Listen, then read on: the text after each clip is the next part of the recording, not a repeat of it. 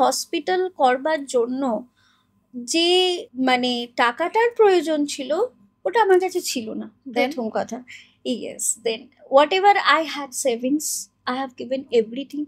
And আমার network, আমার এতদিনকার ইন্ডাস্ট্রির নেটওয়ার্ক আমাকে খুব হেল্প করেছে যে আমার এই হসপিটালটা স্টাবলিশ করতে। আমি মনে করি আমি যদি বিজনেসে প্রচুর বড় একটা ইনভেস্টমেন্ট নিয়ে নামি, তাহলে আমি লং রানে ওটাকে চালাতে পারবো না, আমাকে ওটাকে বয়ে নিয়ে যেতে হবে।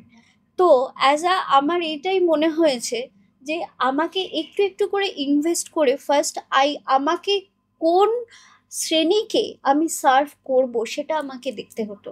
অ্যান্ড আমার প্রথম দিন থেকেই মাথার মধ্যে ছিল যে আমি সার্ভ করব lower middle class and poverty লাইনের মধ্যে যারা রয়েছে তাদের। Okay. সেই কারণে আমি অ্যাজ আ হসপিটাল আমি লাইসেন্স পাই 4th অগস্ট।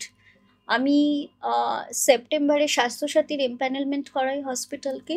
আর অক্টোবরের, আমার মনে আছে, অক্টোবরের 18th অক্টোবর থেকে আমার ফার্স্ট পেশেন্ট নেওয়া শুরু হয় হসপিটালের জন্য।